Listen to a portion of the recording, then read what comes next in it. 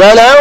يرى الذين ظلموا إذ يرون العذاب أن القوة لله جميعا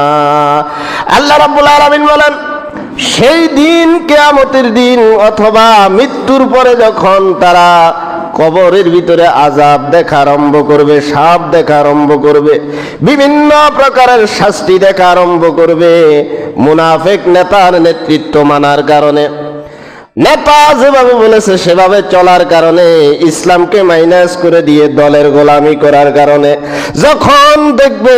কবরের ভিতরে অথবা হাসরের ময়দানে আল্লাহ পাকের শাস্তি যখন দেখবে, তখন তারা বুঝতে পারবে আন্নাল কুওয়াতা লিল্লাহি জামিআ, সমগ্র ক্ষমতার আদার সবচাইতে বেশি